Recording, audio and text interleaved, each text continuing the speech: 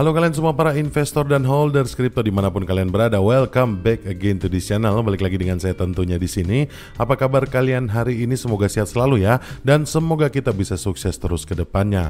Oke teman-teman, kondisi market hari ini memang lagi kurang bagus ya. Di sini lagi melempem semuanya.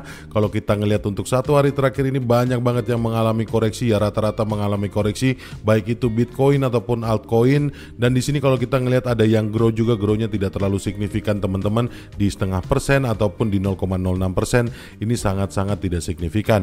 Dan kalau kita ngelihat teman-teman selama satu minggu terakhir ini memang untuk Bitcoin dan altcoin mengalami koreksi yang cukup dalam, dan saya rasa di dalam satu minggu terakhir ini merupakan dinamika pasar yang membuat kita cukup berpikir keras dan membuat pikiran dan tidur kita tidak tenang ya teman-teman. Tapi di sini saya mau nyaranin sesuatu buat kalian semua ya teman-teman. Di sini dengan kondisi pasar yang seperti ini, kalau kita berpikir lebih jernih lagi, seperti yang selalu saya bilang teman-teman ya, ada selalu bright side-nya ya dari kemunduran ataupun dari penurunan harga. Bright side-nya adalah kita bisa melihat ini sebagai potongan harga ataupun diskon ya teman-teman.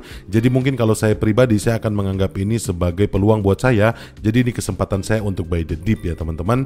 Tapi semua balik lagi ke kalian ya. Buat kalian yang pengen masuk sekarang juga silakan, yang enggak juga ya enggak apa-apa. Tidak ada pemaksaan di sini, tidak ada ajakan untuk melakukan investasi di sini. Di sini saya hanya memberikan informasi buat kalian semua ya terkait update-update cryptocurrency untuk hari ini. Dan anyway, kita lanjut lagi ya teman-teman. Di sini untuk global crypto market cap saat ini ada penurunan di hampir 3% teman-teman, di 2,96%. Tapi di sini teman-teman ya, untuk volumenya di sini ada peningkatan di 100% lebih. Dan kemudian untuk dominasi Bitcoin masih sangat tinggi, malah hampir 55% di sini. Dan kalau kita ngelihat grid indexnya di sini teman-teman, skornya masih di bawah 60. Ini merupakan kondisi yang memang kurang baik untuk ekosistem cryptocurrency.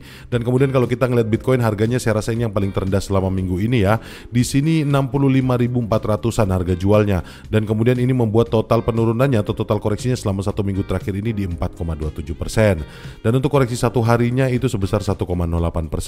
Tapi di sini untuk satu jam terakhir ada peningkatan sedikit ya teman-teman di 0,05%. Ya mudah-mudahan ini masa konsolidasinya sudah selesai. Mudah-mudahan dari sini Bitcoin bisa up lagi supaya kita bisa ngelihat market cryptocurrency kembali membaik.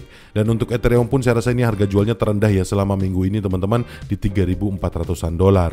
Dan kemudian kalau kita ngelihat kondisi untuk meme coin ya, di sini market cap meme coin mengalami penurunan atau koreksi sebesar 12,5% lebih, tapi di sini trading volumenya meningkat di 86% lebih teman-teman. Dan ini menandakan ya bahwa aksi jual beli atau traffic jual belinya ini masih sangat-sangat tinggi teman-teman di dalam ekosistem meme coin.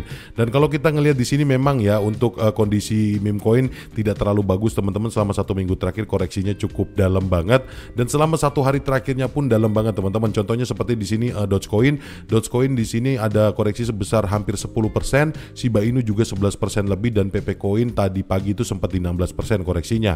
Ini kondisinya memang cukup suram ya teman-teman, tapi saya harap kita semua nggak panik, kita semua masih bisa melihat titik terangnya dari sini. Dan di sini untuk token WIF teman-teman, di sini koreksinya lumayan besar ya di 14,89%, dan diikuti dengan Floki yang hampir 14%. Dan kalau kita ngelihat secara overall memang kondisinya memang tidak baik ya. Di sini rata-rata tidak ada yang hijau teman-teman.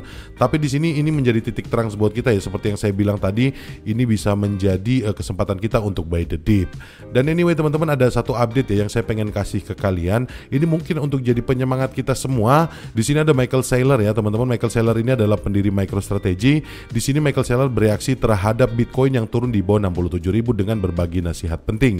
Di sini nasihatnya kalau kalian bisa ngeliat di Twitternya ya, learn to think in Bitcoin teman-teman. Jadi di sini nasihatnya yaitu belajar untuk berpikir di dalam Bitcoin teman-teman. Dan satu hal yang saya pelajari teman-teman ya dari sini, kalau kita misalnya ngelihat dari bagaimana cara MicroStrategy ini untuk mengumpulkan Bitcoin, MicroStrategy akan mengumpulkan 700 juta dolar untuk membeli lebih banyak Bitcoin. Pekan lalu perusahaan intelijen bisnis mengumumkan penawaran surat utang senior yang dapat dikonversi yang akan berakhir pada tahun 2023. MicroStrategy bermaksud menggunakan uang yang akan dikumpulkan untuk memasukkan lebih banyak Bitcoin ke dalam neracanya dan untuk menutupi biaya operasionalnya. Pertama rencananya adalah untuk mengumpulkan dana sebesar 500 juta dolar, namun kemudian penawaran tersebut disesuaikan untuk mengumpulkan dana sebesar 700 juta dolar. Nah kalau kita ngelihat dari sini ya teman-teman, seperti yang saya bilang tadi, orang sekelas Michael Saylor pun berpikir bahwa ini adalah peluang ya, peluang untuk membeli lebih banyak lagi, peluang untuk serok lebih banyak lagi. Dan itu pun mungkin yang kayaknya ini menjadi penyemangat kita, bagaimana caranya kita menyikapi dengan penurunan harga terhadap PP Coin untuk saat ini ya teman-teman. Jadi buat kalian semua saya harap tidak terlalu terlalu panik, dan mungkin buat kalian semua bisa berpikir lebih jernih lagi. Jangan sampai di sini kalian kedorong rasa panik itu terus jadinya cut loss ya, tapi semua keputusan balik lagi ke kalian ya. Di sini saya cuma sekedar memberi saran aja teman-teman. Kalau kepanikan itu nanti berujungnya pasti akan penyesalan dan pasti akan gak baik-baik saja. Jadi tetap berpikir dingin, tetap berpikir tenang, kita masih bisa melihat bright side-nya ke depan.